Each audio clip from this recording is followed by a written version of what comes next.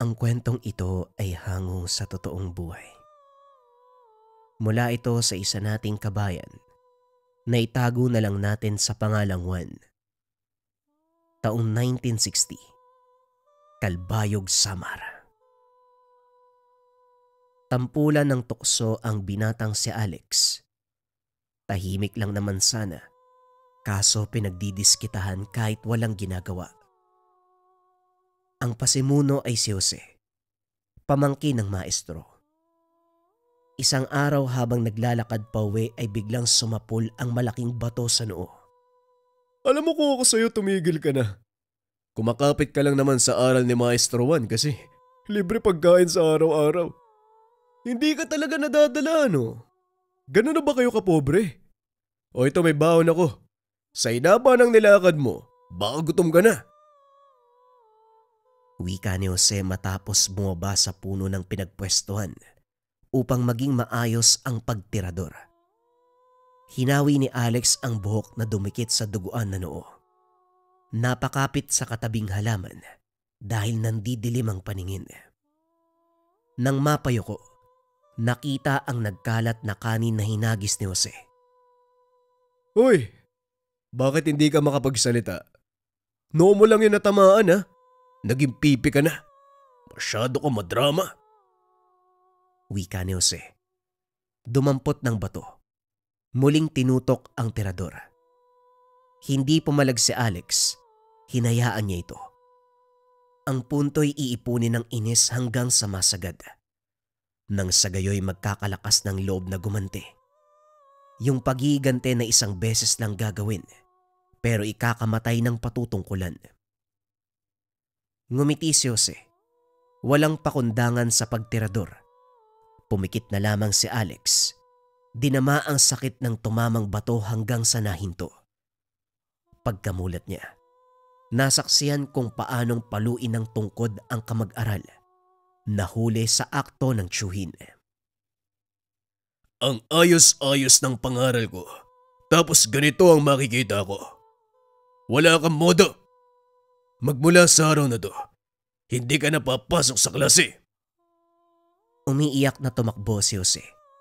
Tinakpa ng kamay ang muka dahil nahihiya. Pinagtinginan ng iba pang estudyante. Alex, bakit hindi ka naman lumaban? Puno na ng pasa ang mukha mo. Nagdurugo pa. Halika, doon tayo sa kubo para magamot ko yan. Walang imik na sumunod si Alex. Hindi nagsalita.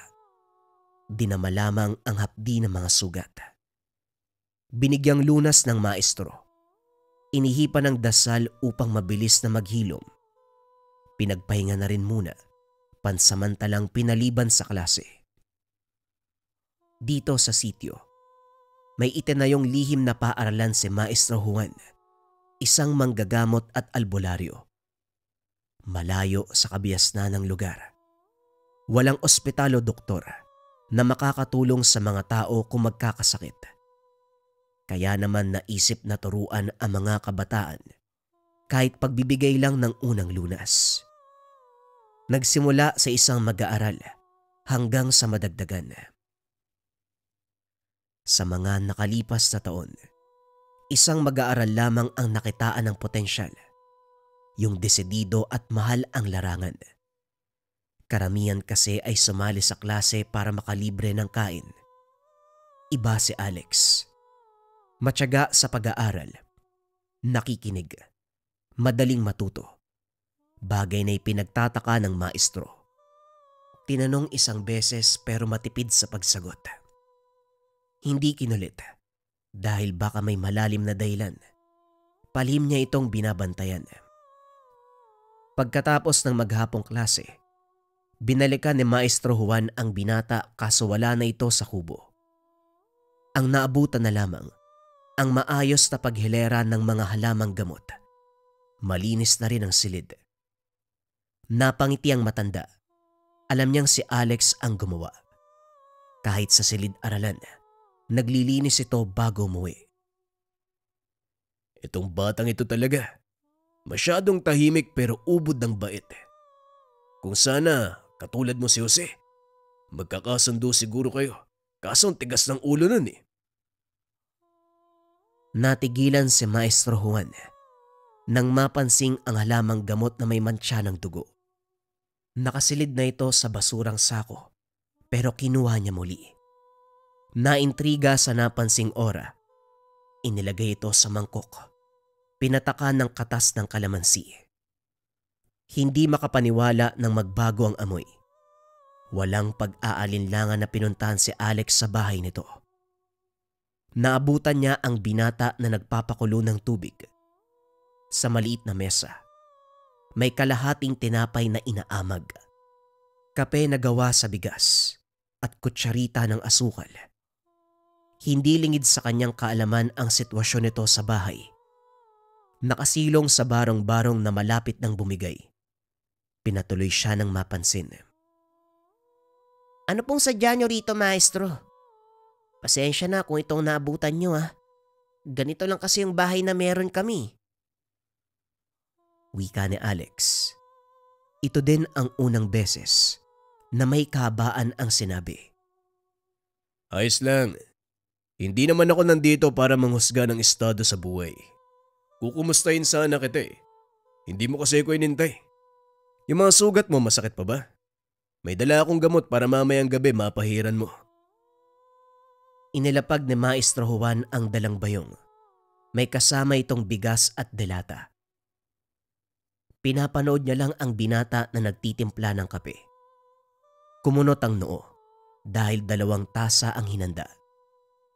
Sa pagkakalam niya, iisang tao lang si Alex, walang kasama. Inantay ang sumunod na mangyari. Lalong naguluhan ng ilapag ng binata ang tasa sa papag. Hinatian pa ng tinapay. Iniwan ito doon para balingan naman ang kanya. Nang hindi makatiis, nagtanong na ang maestro. Alex, huwag mo sanang bigyan ng masamang kahulugan ang itatanong ko. Bakit mo nilagyan ng tasa ang papag? May inaantay ka bang kasama? Sa lola ko po yan. Lola? Nasan pala siya? Akala ko kasi ikaw lang mag-isa sa buhay. Uwi ba mamaya? Gusto ko makilala ang lola mo. Ipapaliwanag ko sana yung kausayan mo bilang mag-aaral.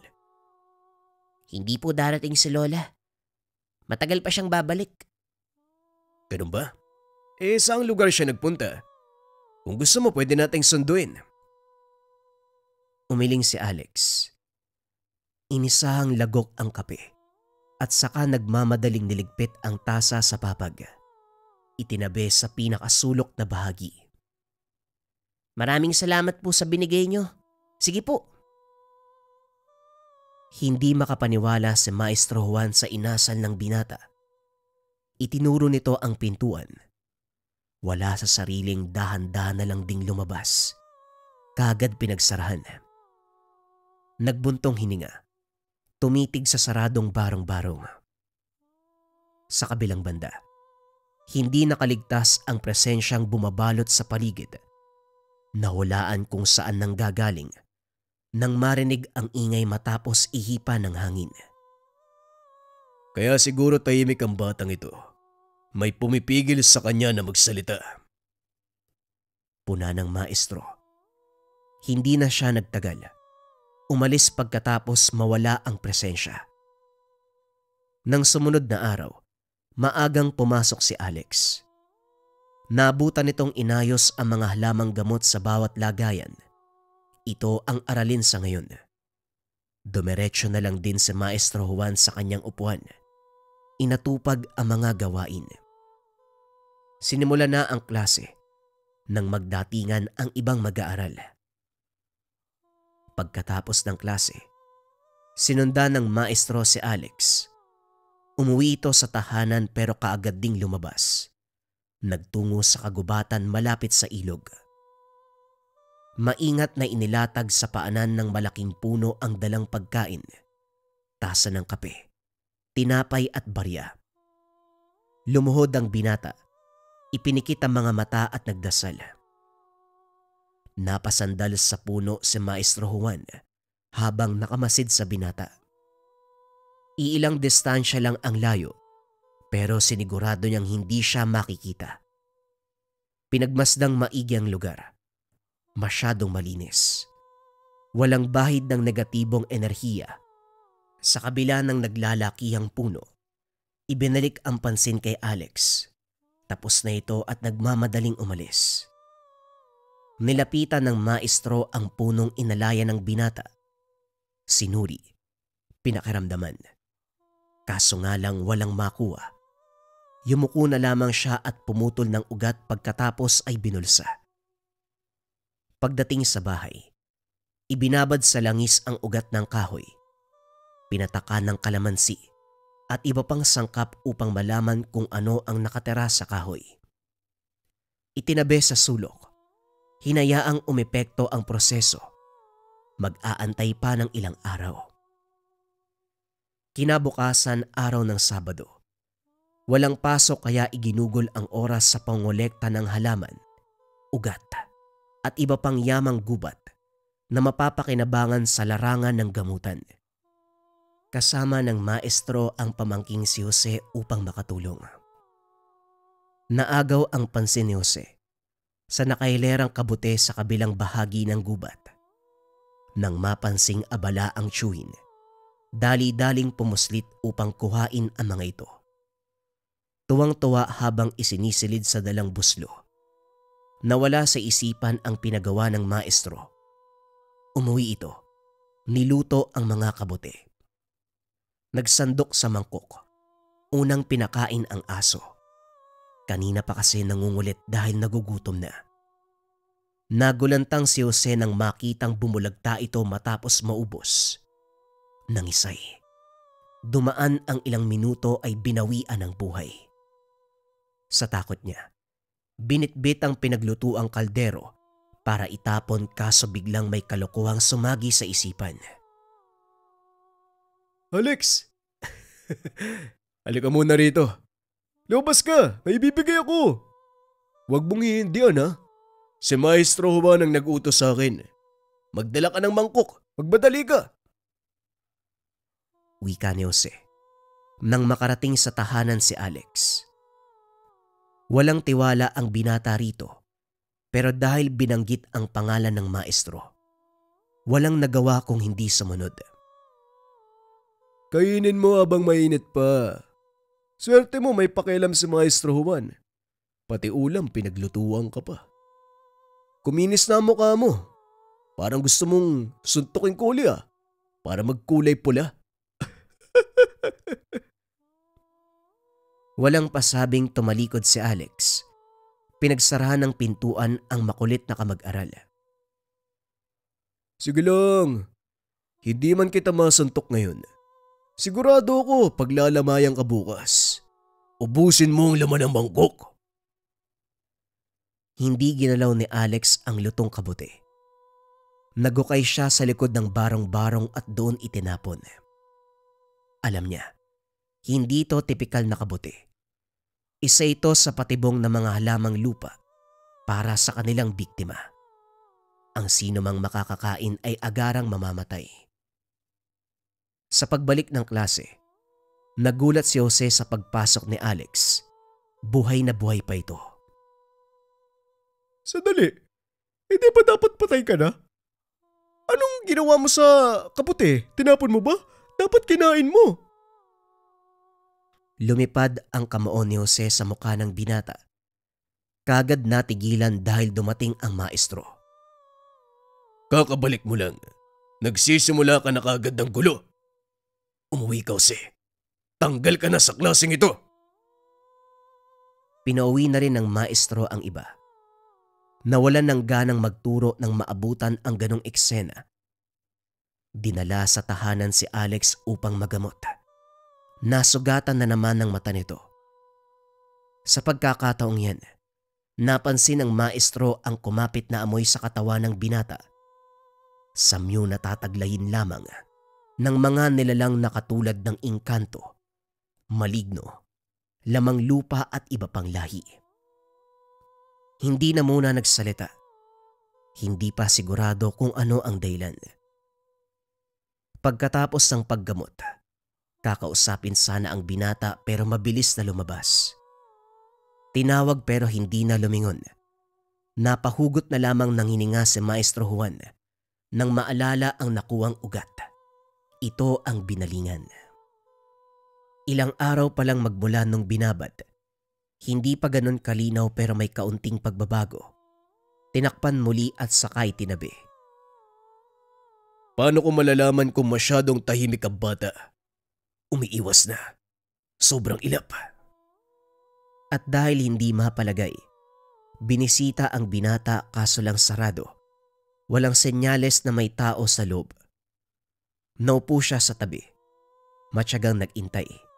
Habang pinagmamasdan ang paligid, napansin ang bakas ng hukay sa likod. Nakaagaw ng atensyon kaya kagad sinuri. Sa sandaling dumakot ng lupa, ganun na lamang ang pagsambit ng dasal. Hinukay. Natigilan sa pagbungad ng mga kabuti. Hindi ito ang tipikal na kabuti. Sandali. Pain ang lamang lupa. Ang duwende na kung tawagin ay puting baba. Tinignan kung meron pang ibang nakahalo sa mga ito dahil wala nang makita. Nagmamadaling bumalik ng tahanan. Dumiretso sa pinaglalagyan ng ibinabad na ugat. Ganun na lamang ang panlalaki ng mga mata sa resulta. Hindi kaya ang lola ni Alex ang may hawak ng isang duwende. Kaya siguro sinabi niya, matagal pang babalik ang matanda. Pinuntahan ng barong-barong. Sa puntong ito nagpang-abot na sila ng binata. Kaagad pa nitong itinago ang dalang bayong. Pero hindi nakaligtas sa paningin ng maestro ang kutsilyo. May mantsa ng dugo. Maestro, ano pong ginagawa niyo dito? Oras na po ah. Hindi kayo nagpupunta sa ganitong oras. Diretsuin mo nga ako, Alex. Ayaw mo akong papuntayin dahil natatakot ka na baka may malaman ako. Tama ba? Napalunok ng laway si Alex. Nagmamadaling nagtungo sa pintuan. Maestro, magpapaalam na pala ako sa inyo. Hindi na ako papasok sa klase. Titigil na ako. At bakit naman? Dahil ba nagpunta ako rito nang walang paalam? Pasensya na kung isa itong kabastusan. Pero, Alex, kausapin mo ko iyo. Walang nagawa ang maestro ng pagsarahan. Hindi makikinig ang binata kahit magdamag siyang magsalita kaya umuwi na lamang. Dahil dito, lumakas ang kutob na nangangailangan ng tulong si Alex. Pansamantalang hininto ng maestro ang pagtuturo. Pinauwi ang lahat ng estudyante. Isinara ang silid-aralan. Sa pagkakataong ito buo na ang pasya na isalba ang buhay ng binata at ng lola nito. Sa kalagitnaan ng paghahanda, pumasok ang pamangkin na si Jose. Hindi napigilan ang pagdaldal kahit meron pang hinangat-ngat na bayabas. Alis po kayo, Tio?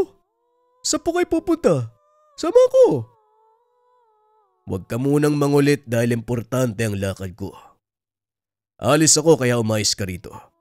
Kapag nabalitaan ko nakikipagbasag ulo ka na naman, ibibitay kita sa sampayan. Saan po ba kasi kayo pupunta? O sige po, hindi ako sasama. Pero sabihan niyo po ako para may alam ako. Malay natin may magtanong, ano isasagot ko? Pilyo ka talagang bata. Si Alex kailangan niya ng tulong. Hindi sinabi ko anong sitwasyon, pero pakiramdam ko ay delikado. Kung may magtanong man sa akin, sabihin mo lang na nasa kabilang bayan ako. Si Alex? Naku, tungkol ba yan sa lola niya? Hindi mo na matutulungan yung kutong lupa na yun. Kasi nasa ilalim ng lupa ang lola niya. Hindi nasa ilalim ng lupa na nakalibing ha. Kinuha daw ng duwende. Alam mo nangyayari, pero wala kang sinabi sa akin. Jose, kamag-aral mo si Alex. Dapat sinabihan mo ko para matulungan natin siya noon pa lang. Ganyan ba talaga kalaki ang sama ng loob mo sa batang yun? Tiyo, wag mo nga kuhin ng pagtulong sa kanya. Hindi mo naman kaano-ano eh. Mag-aaral mo lang. Kung makaasta ka parang anak mo. Mas nag-aalala pa kayo sa taong yun kaysa sa akin. Buhay ng tao ang pinag-uusapan dito. Ang kalaban ay hindi ordinaryong nilalang. Kaya pakiusap lang tumigil ka na sa kakaganyan. Ano pa ba ang alam mo tungkol dito? Ang una ko nalaman, nagkasakit ang lola niya pagkatapos kumain ng kabuti. Ang sunod na usap-usapan kinuha daw ng duwende.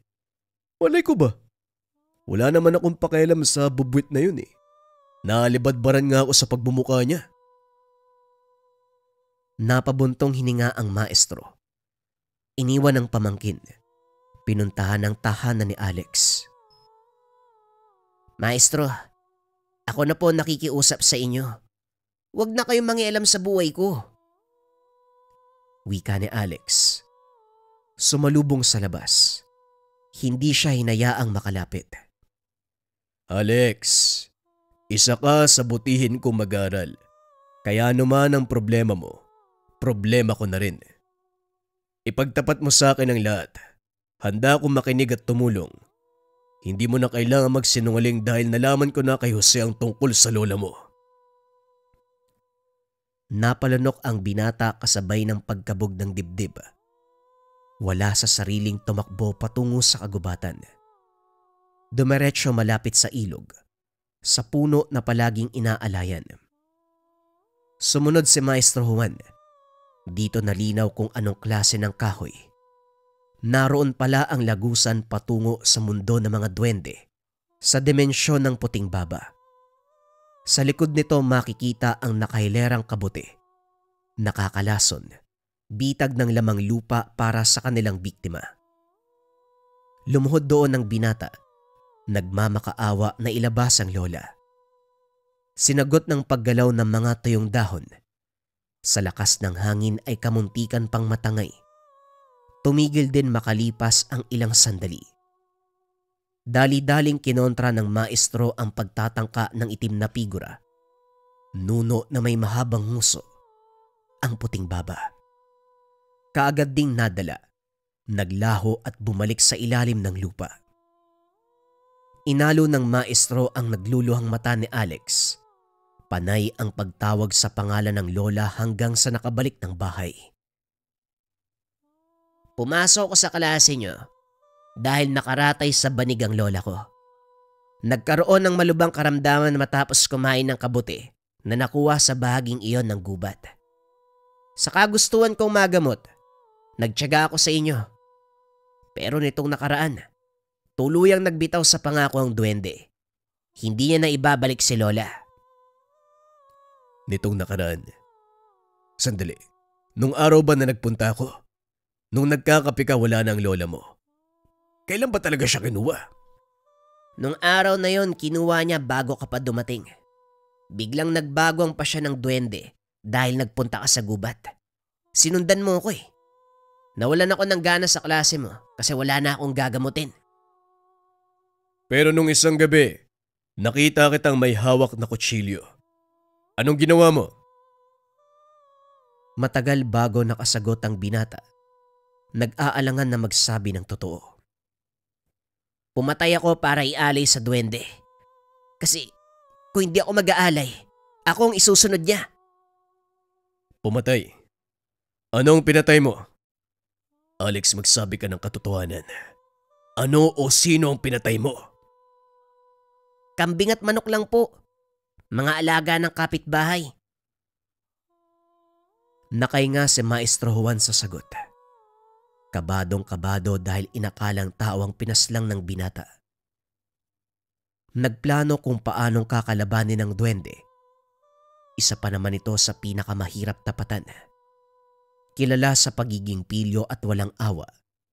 Dahil sa pakiusap ni Alex, ang lola nito ang uunahin sa pagsalba. Iyo, paano ba kinuha ang lola mo? Pati ba ang katawan tinangay?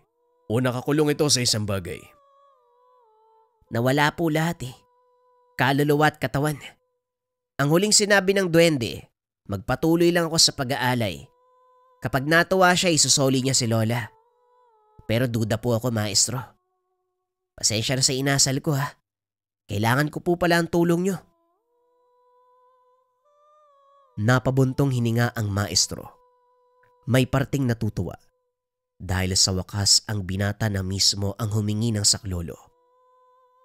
Pinaghandaang mabuti ang pagbawi sa lola ng binata, mga alay na pagkain at iba pang kinakailangan.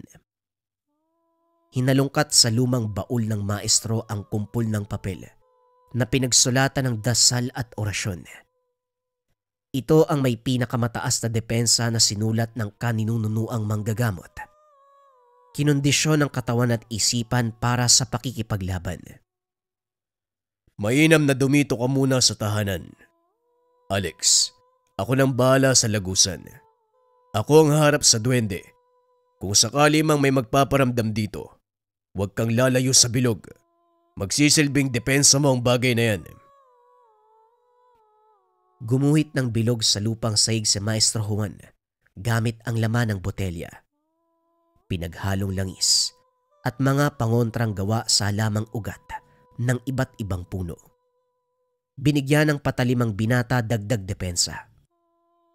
Lumakad si Maestro Juan dala ang mga gamit. Palapit pa lang sa puno, maririnig na ang ingay ng duwende. Panay ito sa pagpaparamdam. Ilang beses dumaan sa likod sabay kalmot. Hindi ito pinansin ng maestro dahil alam niya na isang panlilin lang. Kung magpapadala, maging siya ay matatangay sa kabilang mundo. Pagdating sa mismong puno, ibinaba ang mga alay, itanabi ang mga pangontra. Sa paglapag ng mga papel na may nakasulat na dasal, lalong umingay ang paligid. Inihipan niya ang hangin upang iparating sa nagkakagulong nilalang na nandito siya para sa lamang lupa na puting baba. Nagsilikas ang ibang lahi, maliban sa pakay na duwende. Nilagyan ng pananggalang ang paligid dahilan para hindi ito makaalis. Galit na humarap ang maliit na nilalang.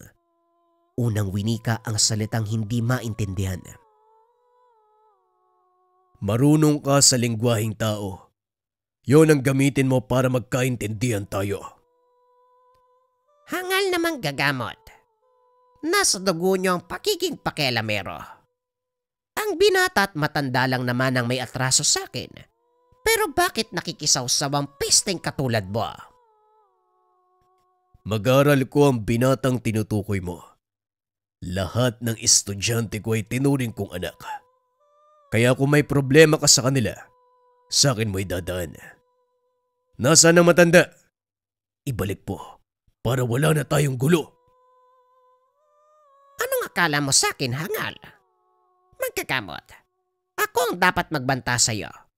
Kung ayaw mong ihiwalay ko ang kaluluwa at katawan mo, maiging huwag kang mangialam. Hindi ako mabuti. Ayaw mo talaga makipagkasundo. Sige, nakahanda na ako sa anumang ibabato mong laban. Magpakitang gilas na lang siguro tayo. Tapos walang iyakan kapag natalo. Ako pa ngayon ang pinagmumukha mong talunan. Huwag kang makumpiyansa manggagamot. Hindi ako ang tipo na madaling matutumba, lalo pa sa mga gamit mo na pipitsugin. Ang pinakaayoko sa lahat ay nilalait ang gamit ko. Nakakakulo ng dugo. Mukhang nagkaroon ng dagdag lakas dahil sa mga sinabi mo. Dinampot ang papel na dasal. Sinindihan ng dulo. Hindi nagtagal ay sumigaw ang duwende. Dali-daling lumublob sa lupa upang pawiin ang pananakit ng paa. Patikim pa lang yan. Isang papel pa lang ang sinindihan ko. Halos mamatay ka na. Paano pa kaya kung lahat? Chika, ang sakit doon. Anong klaseng dasal ba ang dala mo? Ngayon ko palang nakainkwentro ang pamamaraan na yan. Kung ano ang gagawin mo sa papel, mararamdaman ko. Kung punitin mo, mapupunit din ang katawan ko. Tama ba akong manggagamot? Bakit ko naman sasabihin sa'yo? Teka. Nilalayo mo ang usapan. Ibalik mo ang lola ni Alex para hindi ko sunugin ang katawan mo. Huwag kang umasa. Kung gusto mong makuha ang matanda, kunin mo. Wika ng puting baba sabay laho. Napabuntong hininga si Maestro Juan. Kahit hindi na makita sa paligid ang duwende, nasa tabi lang ito. Hindi kayang wasakin ng pananggalang, kaya nagtatago lamang. Inihilera ang mga papel ng dasal. Sinindihan isa-isa. Sinabayan ng orasyon. Sa pagsiklab ng apoy, unti-unting naramdaman ng duwende ang bisa. Dahan-dahang sinara ang katawan at kaluluwa. Pinigilan din ng taglay na kapangyarihan kaya walang nagawa. Panay lang sa pagsigaw. Itinodo ng maestro upang mapasuko. Kaso nga lang nagmatigas. Kahit patayin mo ako ngayon, hindi na maibabalik ang matanda. Wala na siya. Patay na siya. Wika nito sa kalagitnaan ng pagwawala. Dinoble ng maestro ang bisa. Halos mabali na ang buto. Nang ayaw pa rin bumigay, ginamitan ng patalim. Sinaksak ng paulit-ulit ang napiling papel. Dahil dito ay nagpasya ang duwende. Tama na. Isusuli ko na ang matanda. Pero wag kang umasa. Nabuhay pa ito. Bago ko tinagay patay na siya. Tinakot ko lang naman ang binata. Ginawa ko siyang laruan. Pakiusap, itigil mo na ang pagpapahirap sa akin. Pagmamakaawa nito, lumitaw sa harapan ng maestro. Nakahandusay dahil sa mga baling buto. Papayag naman pala. Pinatagal mo pa. Nasaan ang katawan ng matanda? Huwag mo ko subukang linlangin dahil hindi ako magdadalawang isip na patayin ka. Ito na. Makikita mo bukas sa madaling araw ang katawan niya sa punog ito. Pakiusap. Ibalik mo na ang katawan ko. Nahihirapan na ako. Kung bukas pa may babalik ang katawan ng matanda, bukas din kita ayusin. Magtiis ka. Tugon ng maestro.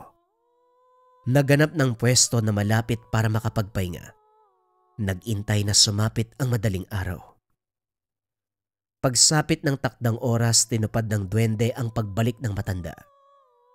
Kagaya ng sinabi nito ay wala ng buhay. Nanlalamig ang katawan at naninigas. Tinanggal na rin ang epekto ng dasal sa nilalang. Bumalik sa ayos ang mga buto, pero binulag at kinulong ang kapangyarihan sa papel na dasal. Nagreklamo ito, pero dahil sa banta ng kamatayan tinanggap na lamang. Bumalik si Maestro Juan dala ang bangkay ng matanda. Sumalubong si Alex. Makikita sa mga mata nito ang tuwa at ang pagtanggap sa katotohanan na hindi na makakasama ang lola. Aminado siya. Nalagutan ito ng hininga bago pa kunin ng duwende. Pagkatapos mabigyan ng maayos na libingan, nagpatuloy sa buhay si Alex. Kinupkop ng maestro para magabayan. Bumalik sa klase. Makalipas ang taon ng pag-aaral at pagsasanay, naging mahusay na manggagamot. Pero sa pagkakataong ito, hindi lang panggagamot ang inatupag. Nilibot ang kagubatan. Sinira ang mga kabuting bihag ng duwendeng puting baba. Kinukulong kapag may naaabutan. Hindi siya pinakialaman ni Maestro Juan dahil naiintindihan. Hindi madaling tanggapin ang kamatayan ng mahal sa buhay. Hindi naman nagkulang sa pagpapaalala ang maestro. Huwag magpapalamon sa galit. Manatiling nangingibabaw sa lakas sa taglay. Huwag magpadala sa kanyang naging karanasan sa isang elemento na kung tawagin, puting baba. Ang susunod na kwento ay marathon. Ito ay tungkol sa sulak mga kabayan. 2 episodes ito. Simulan na ang storya. Ang kwentong ito ay hango sa totoong buhay. Mula ito sa isa nating kabayan na itago na lang natin sa pangalang Jimboy. Walang eksaktong taon. Probinsya ng Aklan. Nang mga panong ito, Naninirahan sa kabundukan ng Aklan itong si Jimboy. Kasama niya ang mga chewin. Pag-uuling at pangahoy ang kinabubuhay ng mga ito. Kaya naman mas madalas silang nasa bundok kaysa sa kapatagan. Nasa edad 18 ang binata nang mangyari ang isang kaganapang lubusang nakapagpabago sa kanyang pagkatao. Si Jimboy ang tipo ng binatang hindi naniniwala sa mga bagay-bagay na hindi nakikita ng mga mata. Lalo pa kung kwento lang at walang basihan ang kaganapan, tatawanan lang ito ng binata. Ngunit isang hapon, habang nagsasalansan ng mga kahoy na uulingin, nakarinig ito ng pagaspas na parabang nagmumula sa malalaking pares ng pakpak. Tumingala si Jimboy upang tignan kung ano ang may gawa nito. Ngunit wala naman siyang nakitang lumilipad sa kalangitan. Muling bumalik sa ginagawa si Jimboy. Ilang sandali lang ay dumating ang dalawang tiyuhin, si Bong at si Manuel. O Jimboy, mabuti naman at nakalahati mo na ang pagsasalansan. Pag natapos mo na yan, takpan mo kagad para masindihan na natin. Aba, di ka na naawa sa pamangkin mo. Tulungan mo kaysa tumutunganga ka dyan. Wala ka namang ginawa maghapon eh. Palakad-lakad ka lang sa ilalim ng kakahuyan. Bata pa ang ina ni Jimboy ng isilang ito. Kaya halos magkakasing edad lang sila ng mga tiyuhin. Maagang naulila sa mga magulang dahil sa pagsalakay ng mga rebelde sa kanilang lugar. Kaya naman ang lolo at lola na ang nagsilbing mga magulang ng binata. Lumaki itong kasama ang dalawang tiyuhin at itinuring na din siyang nakababatang kapatid ng mga ito. Habang nagsasalansan ng mga kahoy, naalala ni Jimboy ang narinig, kaya tinanong nito ang mga tiyuhin. Nga pala Tiyo Bong, may narinig ako kanina eh. Paggaspas ng malaking ibon. May napapansin ba kayong ganun? Nagkatinginan ang dalawang tiyuhin at sabay pang tumawa. Wala yun. Parang hindi ka na nasanay dito sa gubat. Alam mong ganitong oras naglalabasan ng mga bayakan. Mamaya manghuhuli kami ni Manuel para may pang-ulam tayo. Kaya bilisan mo na dyan at magsasaing na muna ako. Huwag kung ano yung iniisip mo, ano ka ba? Nasa gubat ka. Normal na may mga kakaibang bagay dito. Ilang sandali lang ay natapos na nilang isalansan ang mga kahoy. Kagad na din itong tinakpan ng mga dahon ng saging, pati na rin ng dayami. Takpan mo na yan ng lupa, Jimboy. Lalakad muna kami ni Manong Bong para manghuli ng uulamin natin. Ikaw na din ang bahalang magsindi Kayang-kaya mo na yan. Hindi naman sumagot ang binata dahil abala ito sa pagtatrabaho. Ilang sandali pa ay natapos ng sindihan ni Jimboy ang ulingan. Kaya naupo ito sa gilid upang magpahinga. Habang nakasandal sa isang puno, muli nitong narinig ang malakas na pagaspas. At sa pagkakataong iyon, nakita nito ang napakalaking ibon na dumaan sa kanyang tapat. Napatayo ang binata. Akmang tatakbo na nang biglang dumating ang dalawang tiyuhin. Laking pagtataka nito dahil gumagapang papunta sa kanya ang dalawa. Dumapa ka, Jimboy! Huwag na huwag kang tatayo! Dali-dali namang dumapa ang binata at muling nagtanong. Bakit po ba? Ano po ba nangyayari, Tiyo Bong? Huwag kang maingay kung gusto mo pang makauwi ng buhay. Ito na natakot ang binata. Nanatili itong nakadapa hanggang sasabihin ng tiyuhin na ligtas ng tumayo. Bakit po, Tiyo? Anong nangyari?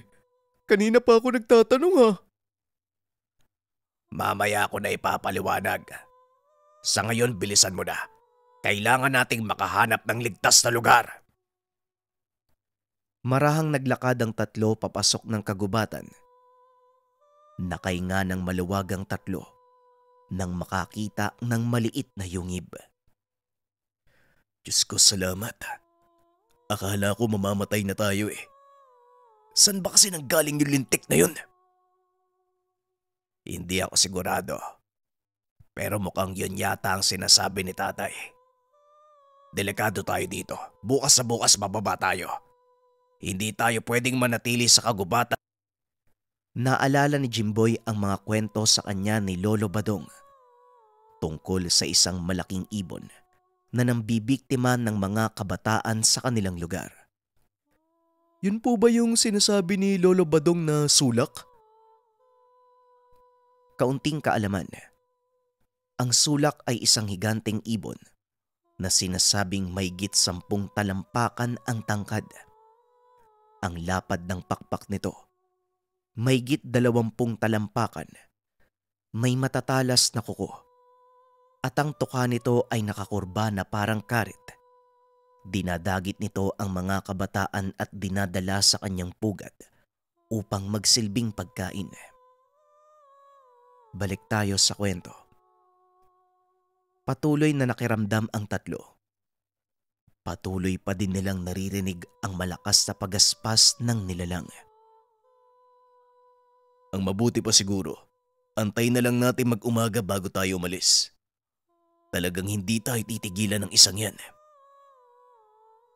Mas mabuti pa nga yan. Jimboy, gumawa ka ng siga. Dito muna tayo magpapalipas ng gabi. Isinara ni Jimboy ang yungib gamit ang mga tuyong dahon ng niyog. Nanatili ang mga ito hanggang pagsikat ng araw. Umuwi na tayo. Hindi ko isusuong ang sarili ko sa panganib. Alam kong hindi maniniwala ang mga tao sa sasabihin natin. Kaya mas mabuti pang wag na lang tayo magkwento. Gumawa kayo ng dahilan kay tatay. Alam nila na walang maniniwala kung sasabihin nilang inatake sila ng sulak. Dahil para nga sa taong bayan, isa lang itong alamat at walang sino man ang nakakita ng totoong anyo nito. Maliban na lang kay Lolo Badong. Alam ni tatay ang tungkol sa sulak at siya mismo ang may karanasan sa nilalang na yon. Jimboy, nakikita mo naman yung malaking peklat sa likod ni tatay, hindi ba? Opo, tiyo. Ang sabi niya nga sa akin, malaking ibon daw ang may gawa nun. Kaso, walang naniwala sa kanya eh. Lasenggo kasi si tatay nung kabataan pa niya. Kaya walang naniniwala. Hindi umuwi ng bahay yun hanggat hindi nalalango sa alak. Pero kahit ganun yun, matino ang pag-iisip niya at naaalala niya ang lahat ng nangyayari. Kahit nakainom pa yun. Kaya nga, hindi ako makakupit ng pera dun eh. Kahit lango sa alak, grabe ang utak eh. Kaso nga lang, yun din yung problema sa mga tao. Kapag nabansagang kang lasenggo, wala talagang maniniwala sa'yo. Ilang sandali pa ay nakarating na sila sa tahanan. Nakita si Lolo Badong na nakaupo sa atangan. Oh, bakit napaaga ata ang uwi niyo? Anong nangyari? Nagtulakan pa ang mga ito kung sino ang magsasabi. Paano po ba? Kasi tayo may nangyari. Hindi po namin inaasahan eh. Ano po kasi? Ano nga? Ay nako!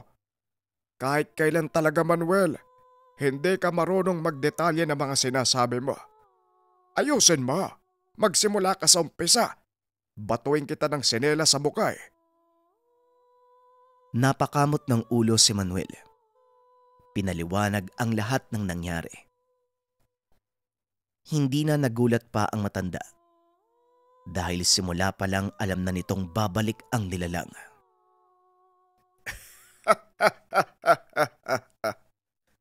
Sinasabi ko na nga ba? Ayaw kasi nilang maniwala sa akin eh. Ay mabuti naman nakauwi kayo ng ligtas. Kung sa bagay. wala namang mangyayari sa inyo hanggat hindi kayo nakikita ng nilalang.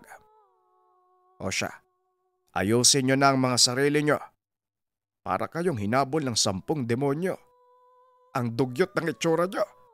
Ang baho pa. Magsiligo kayo. Laking pasasalamat ng tatlo dahil nakauwi sila ng ligtas sa tahanan. At kagaya ng nakaugalian ni Jimboy, tuwing hapon kapag walang trabaho, nakikipag-usap ang binata kay Lolo Badong. Madalas nakikinig lang ito sa kahit anong kwento ng matanda. Ngunit sa pagkakataong iyon, si Jimboy mismo ang nagbukas ng usapan. Lolo, ito na po yung salabat nyo. Ay, maraming salamat na po ha. Kumusta naman? Buti hindi kayo napahamak sa bundok. Pwede naman kasing hindi ka na sumama sa mga tiyuhin mo. Hindi ako mapapatawad ng nanay mo kapag may nangyaring masama sa'yo. Ipinangako ko sa puntod niya na hindi kita papabayaan, na aalagaan kita. Naiintindihan mo ba, apo?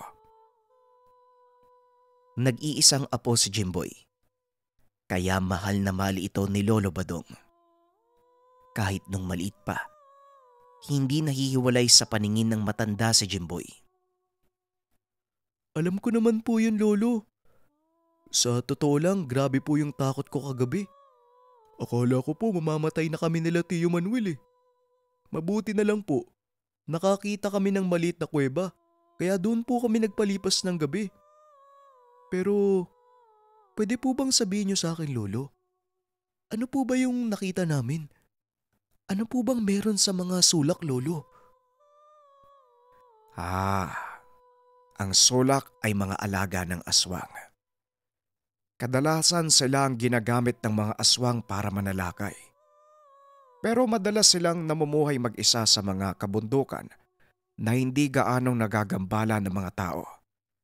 At sa oras na maistorbo ang kanilang pamamahinga, ay doon lang sila lumalabas. Ibig sabihin po, Lolo, pwedeng naistorbo namin yung sulak? Kasi sa pagkakalam ko, kami lang nila Tio Manuel ang naroon sa gubat ng mga oras na yun eh. Siguro, Lolo, may nagawa po kami kaya po lumabas yun oh. Hindi ko rin masabi, apo eh. Kasi hindi basta-bastang nagigising ang sulak sa simpleng pagpuputol ng puno, Jimboy. Maaaring may malakas na gambala ang gumising sa kanya. At kung totoo man na sulak ang nakita nyo, paniguradong may mapapahamak na naman. Iniisip ni Jimboy kung sino ang maaaring gumambala sa nilalang. Wala naman itong narinig sa ingay sa kagubatan. Sa pagkakaalala ko po kasi, Lolo, wala naman po akong narinig na ingay sa gubat. Kaya hindi din po ako sigurado kung may ibang tao maliban sa amin. Hindi naman na nagsalita ang matanda. Matapos makipagkwentuhan, lumabas ng bahay si Jimboy para magpakain ng mga alagang hayop. Nasa mataas na bahagi ng burol ang kanilang bahay at kita ang kalsadang mula sa bayan. Napansin ng binata ang malalaking sasakyang paakyat sa kanilang baryo. Dali-dali nitong sinabi kay Lolo Badong ang nakita. Nasagot na ang mga tanong natin. Merong gumagambala sa mga nananahimik na nilalang. Merong nanggagambala sa katahimikan ng kalikasan. Kinabukasan habang nag-iikot sa bayan, nakita ni Jimboy ang ilang dayuhang nakikipag-usap sa kapitan ng kanilang barangay. At dahil sa kuryosidad, lumapit ito upang makinig sa pinag-uusapan. Ayon sa mga dayuhan, titibagin nila ang bundok na sakop ng kanilang barangay. Nakikita ng binatang tinuturo ng mga dayuhan ang lugar kung saan nakita ang sulak. Dali-daling umuwi ang binata at sinabi sa mga tiyuhin ang narinig. Hindi na ako magtataka. Malamang nasuhulan ng mga dayuhan niyang sikap kaya pumayag. Ay nako, iba talaga ang nagagawa ng pera. Nakakalimutan yung mga kababaryo kapag bibigyan na ng malaking halaga. Wala na tayong magagawa dyan kung hindi manood sa mga magaganap. Manalangin tayo na walang madamay na inosente. Ilang araw ang nakalipas. Sinimulan na ang paghukay sa lugar. Maraming puno ang binababa sa kabayanan. Kinuha nila Jimboy ang pagkakataong iyon upang ituloy ang pag-uuling. Hinakot ng mga ito ang mga sangang nakuha sa kagubatan at dinala sa kanilang tahanan upang doon ipagpatuloy ang trabaho. Ngunit ginabi ang binata sa paghahakot dahil nagkaroon ng problema ang kanilang karo na ginagamit sa panghakot. Napilitan si Jimboy na iwan ito sa tabi ng daan. Dinala pa uwi ang alagang kalabaw. Habang naglalakad, nakarinig ito ng malakas na ingay na parang pinaghalo-halong sigaw ng tao at atungal na kinakatay na baboy. Kasunod ng ingay na yun, ang malakas na pagaspas ng pakpak na tila nagmumula sa napakalaking ibon. Napatingala ang binata. Nanlaki ang mga mata. Nakita ang anino ng isang malaking nilalang. Biglang lumipad papunta sa mga bahay.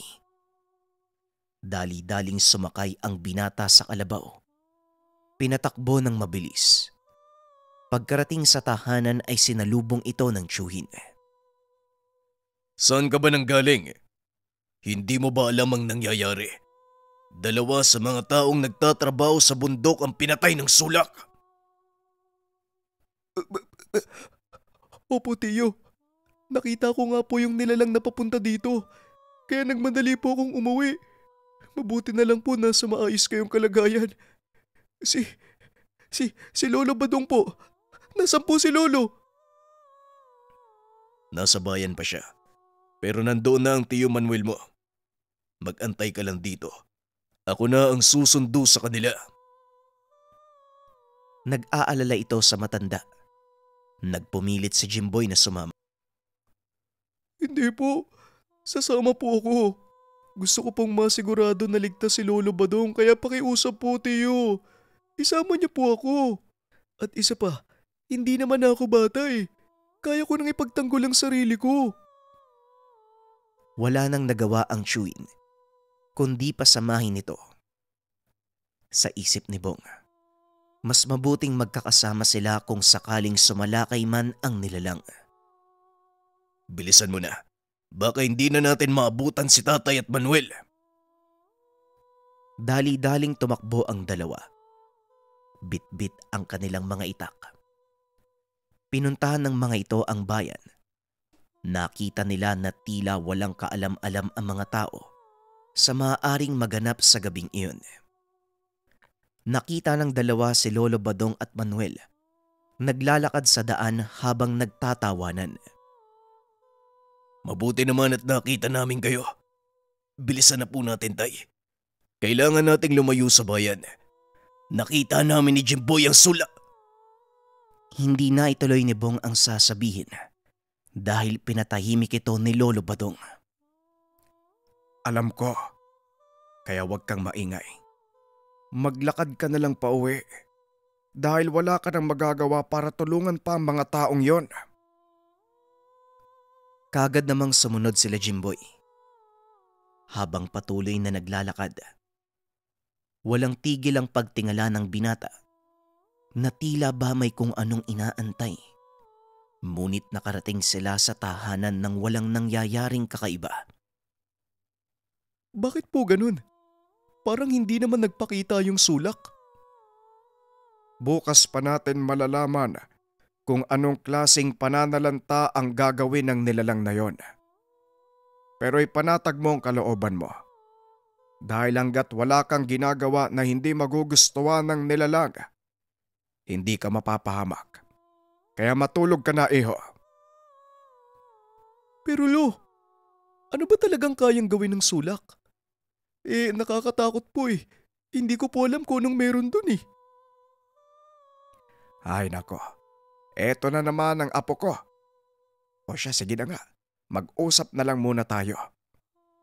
Alam mo Jimboy, hindi lang pisikal na pananalanta ang kayang gawin ng sulak. Isa itong engkantadong nilalang at kaya nitong magbigay ng sakit, salot o hindi kaya pagkamatay sa isang lugar. At yon ang inaabangan kong maganap. Pinaliwanag nito ang totoong anyo ng engkantong ibon. Hindi kagaya ng pangkaraniwang ibon. Ang sulak ay may malausok na balahibo. Kung makikita mo ito sa liwanag, magmimistulang itim ang ulap, kaya walang sandata ang maaaring makapatay dito. Ngunit ayon din sa mga alamat, ang sulak ay susunod lang sa iisang Panginoon. Maaaring babaylan o isang makapangyarihang aswang ang pinaglilingkuran nito. Utos lang nito ang susundin ng engkantong ibon. Sa tingin niyo po lolo, buhay pa po ba ang babaylan o aswang na yun? Walang nakakaalam. Maaaring isa siya sa mga taong nakakasalamuha natin o maaari ding wala siyang kaalam-alam na siya pala ang Panginoon ng sulak. Huh? Paano yun? Pwede po ba mangyari yun, lolo? Oo apo. Ang mga babaylan at aswang ay hindi kagaya ng mga engkanto. Kaya nilang mabuhay ng mahabang panahon. Samantalang tayong mga tao, may hangganan ng buhay ng ating mga katawang lupa. Ngunit ang kaluluwa, kayang magpalipat-lipat sa iba't ibang panahon. Ba naman yun Paano natin malalaman kung… Hindi na naituloy ni Jimboy ang tanong dahil narinig niya na humihilik na ang matanda. Napakamot na lang ng ulo ang binata at kinumutan na lang ito. Kinabukasan, maagang nagkagulo ang mga tao. Dali-daling lumabas si Jimboy upang makiusyoso. Napag-alaman nitong nagkaroon ng sakuna sa lugar. Gumuho ang isa sa mga hinuhukay nilang bundok at maraming tao ang nabaon.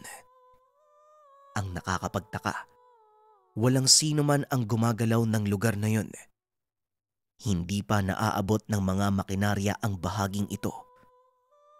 Narinig ng binatang tatanggalin ng mga dayuhan ang kanilang mga kagamitan sa lugar dahil may nakita silang hindi pangkaraniwan sa hinuhukay na daan. Hindi mapakali ang binata, kaya kahit pinagbawalan ito ni Lolo Badong na pumunta sa kagubatan, pumuslit si Jimboy upang makita ang nangyayari sa lugar. Pagkarating nito sa kagubatan ay napansin ng binata ang malaking hukay. Hindi ito pangkaraniwan dahil nasa kalagitnaan ng ginagawang daan ng butas. Perpekto ang pagkabilog na tila sinadyang gawin ng kung anong malaking nilalang. Kasalukuyang nasa taas ng bangi ng binata, kaya para lalong makita, bumaba ito sa ginagawang kalsada at sakto namang wala ng tao sa lugar dahil nag-alisa na ang bang ito. Tanging mga kagamitan na lang sa paghuhukay ang naiwan doon.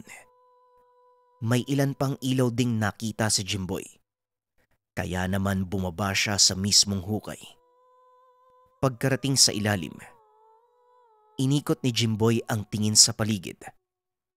Napansin ang malalaking yungib na patungo sa direksyon ng kabilang bundok. Marami itong naglakad papasok at habang palalim ng palalim, napansin ni Jimboy na tila sinadya talagang hukay ng yungib.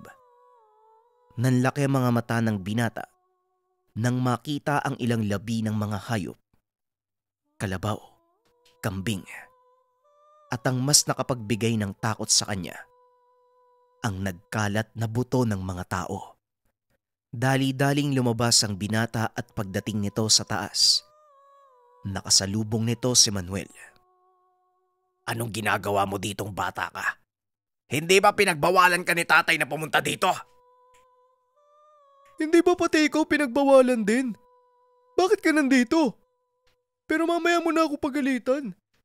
May mga nakita ko sa loob ng butas, Tio Manuel. Mga kalansay ng hayop. At saka kalansay ng tao. Yan din ang usap-usapan sa barangay. Kaya daw pinahinto ang paggawa dahil sa nakita nilang yungib. Kagad inaya ang pamangkin na umalis na sa lugar. Sakto lang na nakalayo sila. Biglang dumating ang ilan sa mga dayuhang gumagawa sa lugar. Nagtago ang dalawa upang obserbahan ang gagawin ng mga dayuhan. Nakita nilang nagbababa ng mga kahon mula sa sasakyan. Napansin ni Manuel ang tatak nito. Napagtantong pangpasabog ang laman ng kahon. Halika na, Jimboy. Baka madamay pa tayo. Pampasabog ang dala ng mga yan. Nagulat si Jimboy sa sinabi ni Manuel. Hindi ito mapakali dahil alam niyang punterya ng mga dayuhan kung ano man ang nilalang na nasa loob ng yungib. Dali-daling umalis ang dalawa at pagdating sa tahanan, kagad nilang sinabi kay Lolo Badong ang nakita. Kagaya ng inaasahan ay pinagalitan sila ng matanda. Hindi ba sinabihan ko kayo na wag lalapit sa lugar na yon? Anong ginagawa niyong dalawa sa loob ng gubat? Hindi makasagot si Manuel, kaya si Jimboy ang nagsalita. Wala naman po, Lolo. Gusto lang po naming malaman ng dahilan kung bakit itinigil ang mga dayuhan yung paggawa ng daan. Pasensya na po, Lo, kung sumaway kami ni Tio Manuel sa bilin niyo. Napailing na lang si Lolo Berong.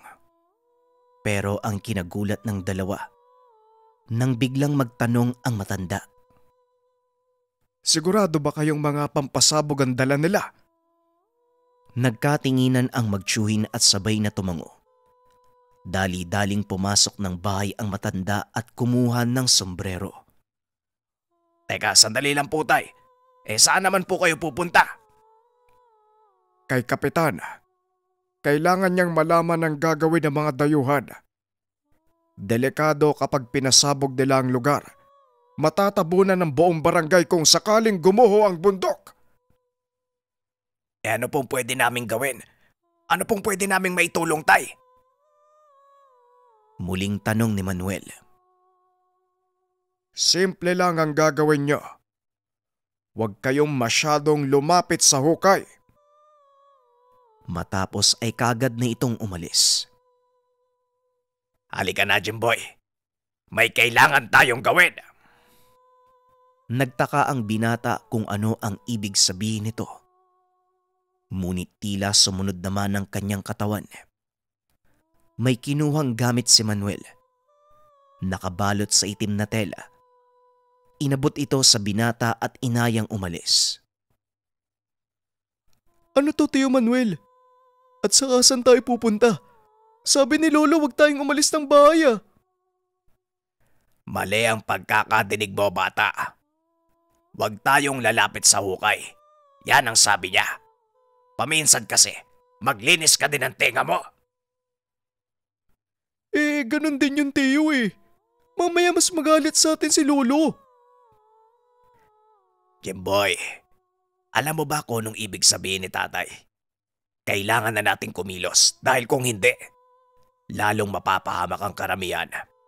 Halika na, ipapaliwanag ko ang lahat sa iyo habang nasa daan. At habang naglalakad ay pinapaliwanag nito ang totoong dahilan kung bakit kailangan nilang kumilos. Ayon kay Manuel, matagal na panahon na ang nakakalipas. Ang ninuno nila ang nangangalaga sa kabundukan. Kabilang ang kanilang angkan sa tribo ng malalakas na babaylan. Bagaman hindi na nila sinunod ang mga sinaunang kaugalian, nanatili naman ang kanilang mga katungkulan bilang tagapangalaga at tagaprotekta ng kapaligiran. At ang mas lalong ikinagulat ng binata, nang sabihin ni Manuel, saan kanila nagmula ang tagapangalaga ng sulak. Naaalala mo ba yung palaging sinasabi ni Tatay Jimboy? Alin doon, Tiyo? Marami kasi siyang sinasabi sa akin eh.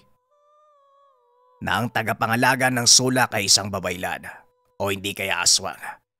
At sa tuwing namamatay ito, lumilipat sa ibang katawan ng kaluluwa at siya ang susunod na tagapangalaga ng inkantong ibon.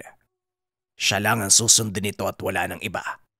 At ngayong walang kinikilalang Panginoon ng sulak, marami ang mapapahamak. Hindi nila namalayang nakarating na sila sa pupuntahan. Nagulat si Jimboy dahil nasa kabilang bahagi sila ng kabundukan. Teka, Tiyo. Bakit tayo nandito sa kabilang bundok? Sakop na to ng kabilang baryo ah. Oo, at kanina pa nag-aantay dito si Bong. Sabay turo sa kapatid na nakatayo sa bunganga ng malaking yungib. Ano naman po yung gagawin natin dito? Inabot ni Jimboy ang dalawang bagay na nakabalot sa itim na tela. Panahon na para malaman natin kung ikaw ba talaga ang susunod na tagapangalaga ng sulak. Nanlaki ang mga mata ng binata sa sinabi ng Shuin. Inabot nito ang bagay sa binata at inutusang buksan. Ano ba ang laman nito at saka paano niyo nasabi na ako yung susunod na tagapangalaga ng sulak? Buksan mo at malalaman natin ang lahat ng kasagutan. Dahan-dahan namang tinanggal ni Jimboy ang nakabalot na tela. Tumambad sa binata ang isang itim na bato. Hinawakan nito ng binata. Laking gulat ng tila may kung anong malakas na hangin ang biglang umihip at natumba ang binata. Nakita nito ang sariling nahuhulog sa bangin. Napapasigaw ang binata hanggang sa bigla siyang huminto sa ere. Inikot ni Jimboy ang tingin. Wala itong nakita kung hindi ulap. Puro puti ang kapaligiran. At sa hindi kalayuan napansin ni Jimboy ang nag-iisang itim na tuldok. Marahang naglakad ang binata upang lapitan ito. At habang papalapit ang binata, tila unti-unting lumalaki ang tuldok hanggang sa tuluyan na siyang lamunin ng kadiliman. Nataranta si Jimboy. Kaya dali-dali itong tumakbo pabalik. Ngunit hindi na mahanap ng binata ang daan. At kahit anong gawing pagtakbo, wala na itong makitang liwanag. Hanggang sa pinili ng binata ang kumalma. Manatiling nakatayo sa isang lugar. Bigla itong nakarinig ng mga kaluskos. At nang lumingon, napunta na naman siya sa ibang lugar. Sa pagkakataong iyon, nasa loob siya ng isang gubat. Hindi pamilyar sa binata ang lugar, ngunit may ilang tanawin doon na nakapagpapaalala sa kanya ng kanilang kagubatan. Nagpa siya ang binatang mag-ikot sa lugar at habang naglalakad, nakarinig ito ng ilang batang nagtatawanan. Hinanap ni Jimboy kung saan nagmumula ang mga yon. Nakita nito ang tatlong batang naglalaro sa ilog, kasama ang isang nilalang na halos kasing laki ng kalabaw. Kulay itim ang balat nito. Masayang nagtatampisaw kasama ang tatlong bata. Marahang naglakad si Jimboy papunta sa mga ito. Nanlaki ang mga mata ng binata nang mapagtanto kung ano ang nilalang na yon. Ito ay inakay. Napakalaking ibon at batay sa itsura ng nilalang. Walang pagdadalawang isip na nakilala ni Jimboy na ito ay walang iba kung hindi ang inakay na sulak. Napakalapit na ng binata sa mga paslit at tila hindi siya nakikita ng mga ito. Napansin ni Jimboy ang kwintas na suot ng isa sa mga paslit. Tinignan ang hawak na itim na bato. Napagtanto na ang suot ng bata at ang nasa kanya ay iisa. Nanatili si Jimboy sa tabi ng ilog. Inantay na matapos ang mga paslit. Umuwi sila sa kanilang tahanan. Ilang minuto nga ang nakalipas. Nag-alisa na ang mga bata. Kasama nila ang inakay. Mara nitong humakbang na tila iniingatang matamaan ng kanyang mga kuko ang paa ng mga paslit. Aksidenteng nadapa ang isa sa mga ito. Kasabay nun, napakbang ang inakay. Nahagip ng kuko nito ang kanang bahagi ng likod ng bata. Ayos ka lang ba? Parang malalim yung sugat mo ah. Nanlaki ang mga mata ni Jimboy dahil tinawag nitong badong ang batang nasugatan. Ay, hindi naman, malayo sa bituka to. At isa pa, hindi naman sinasadya ni Dulum, kaya ayos lang. Ito din yung batang may suot na kwintas, nakagaya ng hawak ni Jimboy. Ginamot ito ng kasama at kagad na silang umuwi. Patuloy na sinundan ni Jimboy ang mga bata. Nanlaki ang mga mata nito. Dahil sa mismong tahanan nila umuwi yung batang nagngangalang Badong. Unti-unting napapagtanto ni Jimboy na ang batang iyon ay walang iba kung hindi ang kanyang lolo Badong. Matapos ang kaganapan, biglang nagbago ang paligid. Sa pagkakataong ito, nakita ni Jimboy ang binatang Badong, pati na din ang malaking nilalang na nakatayo sa likod nito. Unti-unting luminaw sa isip ng binata na si Lolo Badong ang tagapangalaga ng sulak. Sa paglipas ng oras sa lugar na yun, nakita ni Jimboy ang sariling nakatayo sa loob ng isang silid. May isang babaeng kakasilang pa lang ng sanggol na lalaki. Naroon din ng mga sandaling iyon si Lolo Badong. Hawak-hawak nito ang sanggol habang kinakausap ang babaeng nakaiga sa kama. Pakiusap, magpakatatag ka, Amelia. Kailangan ka ng anak mo. Hindi ko nakakayanin, Tay. Pasensya na po kayo kung iiwan ko sa inyo si Jimboy. Pakiusap po, palakihin niyo siya ng maayos. Bago ito tuluyang nalagutan ng hininga, napagtanto ng binata na ang sanggol na kalong-kalong ni Lolo Badong walang iba kung hindi siya. At ang babaeng nakaiga sa kama ay ang kanyang ina. Napansin din ng binatang may hawak itong itim na bato. Inilapag ni Lolo Badong ang sanggol sa tabi nito. Kinuha ang bato. Matapos ay binalot sa itim na tela at itinago sa isang lugar. Huwag kang mag-alala, Amelia. Dahil pagdating ng tamang panahon, ibibigay ko sa anak mo ang iyong pamana. Matapos ang kaganapan, biglang hinila paitaas si Jimboy. Muli na naman niyang naramdaman na parabang nahuhulog. Unti-unti ay lumalabas siya sa kadiliman. Nang imulat ang mga mata ay muli niyang nakita ang dalawang tiyuhin. O mabuti naman nakabalik ka na. Ano? Nalaman mo na ba ang katotohanan? Si Lolo Badong po. Isa sa mga naging tagapangalaga ng sulak. Ngayong hawak mo na ang bato. Ikaw na ang bagong tagapangalaga. Subukan mong tawagin ang sulak, Jimboy. Ngunit nag-aalangan ng binata dahil baka hindi niya magawang kontrolin ang nilalang at marami ang mapahamak. Baka po kasi kung anong mangyari, Tio Manuel eh. At isa pa, marami pong taong maaaring madamay kung sakali. Magtiwala ka lang, Jimboy. Walang mangyayaring masama. Bilisan mo na at anumang oras, papasabugin na nila ang kuweba. Napagtanto ni Jimboy na tama ang hinala. Ang yungib na hinukay ng mga dayuhan ay ang mismong lungga ng sulak. Binabalak nila itong pasabugin para tuluyang makulong ang nilalang sa loob. Ipinikit ni Jimboy ang mga mata. Tinawag sa pamamagitan ng isipan ang nilalang. At habang ginagawa niya ito, nakikita ng binata ang loob ng yungib sa kanyang isipan. Ilang sandali pa ay nasipat nito ang nilalang. Sulak, gumising ka at lumabas sa yungib. Nanganganib ang buhay mo.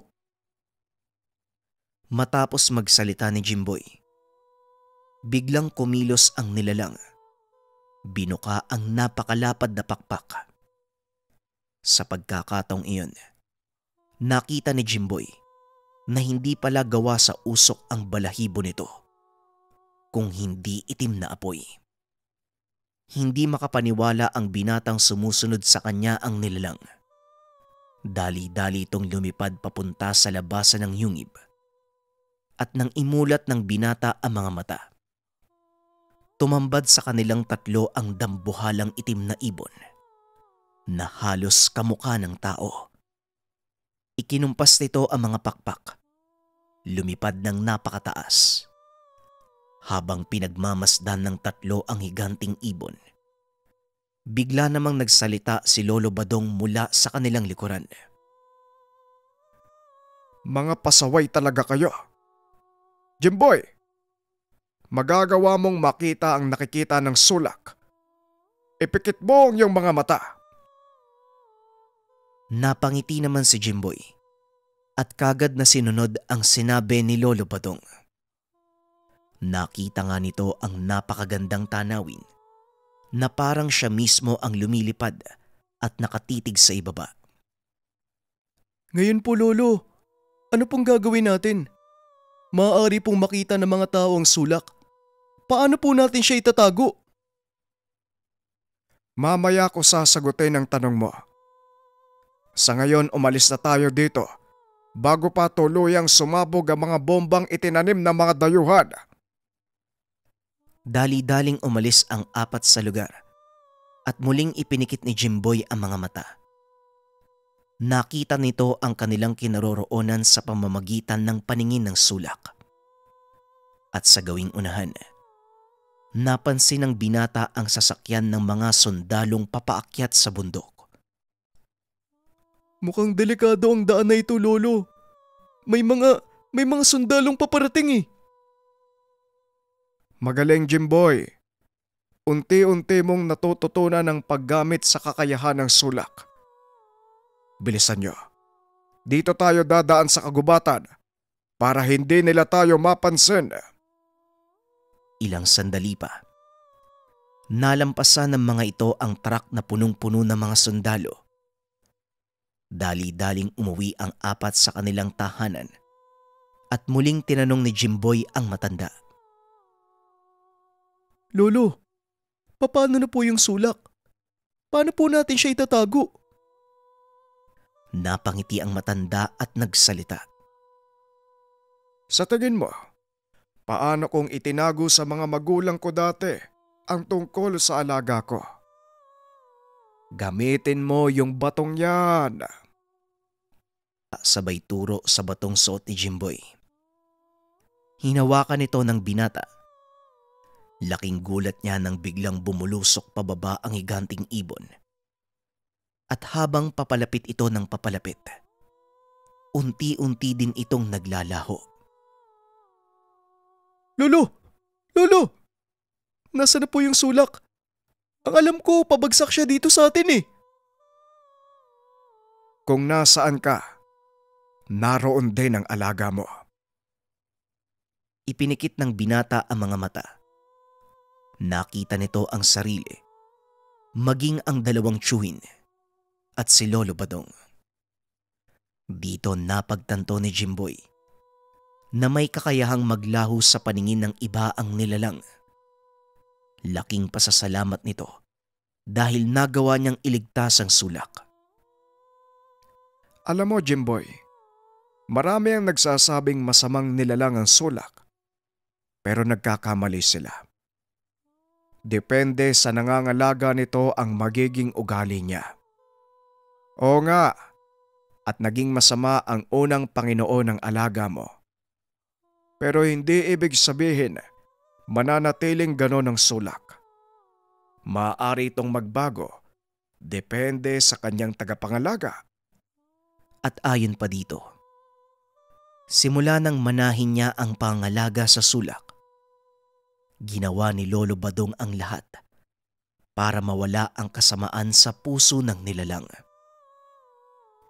Ngayon alam ko na po. Alam ko na kung bakit ang dami niyong alam tungkol sa sulak. Pero bakit hindi niyo po sinabi kay Tio Manuel yung tungkol dito? Ay nako, mga utak pulboro ng mga tiyuhin mo. Kaya pinili ko na lang na wag sabihin sa kanila. At isa pa, hindi na kailangan. Dahil alam nila simulat sa pool na ikaw ang magmamana ng pangalaga. Bueno, ngayong nailigtas na natin ang sulak, mag-isip kayo ng paraan kung paano mapipigilan ang pagpapasabog ng kabundukan. Kami na pong bahala dyan, Lolo. Sa ngayon, sikapin niyo pong mailayo mga tao sa kabundukan. Dali-dali itong tumakbo pabalik ng bundok. Balak nitong takutin ang mga sundalo at mga dayuhang naroon sa pamamagitan ng alagang nilalang. Medyo padilim na nang makarating ang binata at saktong naglalatag na ng kargadang pampasabog ang mga sundalo. Pasimpleng lagnakad ang binata papunta sa mga ito upang kunwari ay magtanong. Marami din namang nakikiusyoso sa lugar, kaya panatag itong hindi siya itataboy ng mga sundalo. Napag-alaman ni Jimboy na balak nilang patayin ang nilalang sa loob ng yungib. Ngunit lingid sa kaalaman ng mga ito, nakasama ng binata ang hinahanap nilang halimaw. Ilang sandali pa, pinaalis na ng mga sundalo ang mga tao dahil sisimula na ang pagpapasabog. Kaagad namang nag-alisan ang mga ito at kunwari ay nakisabay si Jimboy sa pagbaba ng kabundukan. Nang masiguradong ligtas na ang lahat, sinimula ng binata ang balak. Pinalipad nito ang sulak, hinayaang magpakita sa mga sundalo. Nataranta ang mga ito nang makita ang napakalaking ibong nagpapaikot-ikot sa himpapawid. Naglabas ng baril ang mga sundalo. Sinimulan itong paputukan. Ngunit wala itong naging epekto sa nilalang. Bumulusok pa ibaba ang sulak. Kaagad nagsipagtakbuhan ang mga sundalo, maging ang mga dayuhan sa takot na kainin sila nito. Pinagwawasak ng higanting nilalang ang mga kagamitan sa lugar, dahilan para sumabog ng maaga ang mga bomba. At dahil iilan pa lang ang nailagay ng mga dayuhan, hindi nito naapektuhan ang kabuuan ng kabundukan. Matapos ay lumipad na ito palayo. Iniwan ang mga takot na sundalo. Napangiti naman si Jimboy dahil sa naging reaksyon ng mga ito. Dali-daling bumaba ng bundok ang binata at pasimpleng umuwi sa kanilang tahanan. Nadaanan nito ang mga tao, nakikiusyoso sa nangyayari doon sa kabundukan. Masaya akong natapos na ang kaguluhang ito. Sa wakas, makakapagpahinga na ako. Alagaan mong mabuti ang sulak ha. Responsibilidad mo na yan. At sa pagdaan ng panahon, nagawang itago ni Jimboy ang malalaking nilalang sa paningin ng karamihan. Hanggang sa nawala na lang ito sa isipan ng lahat. Patuloy na namuhay na normal sina Jimboy kasama ang kanyang mga tiyuhin. Kalaunan ay nagkaroon ng sariling pamilya ang binata at kagaya ng ipinangako ng binata kay Lolo Badong, masuri nitong inangatan ang sikreto ng sulak. Ilang taon nang nakalipas, wala nang nakarinig ng kwento ng sulak na tila limot na sa alaala ng lahat. Ngunit lingid sa kaalaman ng karamihan na patuloy itong nabubuhay. Kagaya ng sinabi ni Lolo Badong, habang namumuhay ang tagapangalaga ng nilalang, patuloy na nabubuhay ang alaala nito sa mga nakakaalam. At ito ang ginawa ng pamilya ni Jimboy. Ipinapasa ang alamat ng sulak sa kanilang mga henerasyon hanggang sa kasalukuyang panahon. Hindi pa rin nawawala ang kwento nang minsang mabuhay ang isang higanting ibon na kinilala sa tawag bilang sulak. Naranasan mo na bang makulam? Naniniwala ka ba sa kulam, barang, tigalpo, palipadhangin, usog, o namang masamang uri ng sumpa? Nararamdaman mo ba yung senyales, mga kabayan? Pananakit ng tiyan na hindi normal, pananaginip ng kung ano-ano. Tas minsan nakakita ka ng mga anino sa gilid ng visions mo. O hindi naman kaya, kabayan, nagkaroon ka ng kagalit na alam mo na meron talagang gagawing masama sa'yo. Pwede mong subukan ng habak de bala, mga kabayan, from likha, merchandise. Kontrakulam, barang, tigalpo, palipadhangin at usog o anumang masamang uri ng sumpa. Gawa to sa totoong bala ng baril na nilagyan ng 6 na sangkap ng 6 na antingero. Sila nagkonsagra, sila nagbasbas sa gamit. Buhay na to, mga kabayan, susuotin na lang. Gawa to sa totoong bala ng baril, mga kabayan, kaya huwag yun dadalhin sa airport. Pero pwede to sa barko, pwede to sa mall. Kung nangangailangan ka ng pinakamalakas na gamit na depensa espiritual na mula sa likha merchandise, pwede mong subukan itong habak de bala. Kung interesado ka, i-search lang ang shop ng likha merchandise.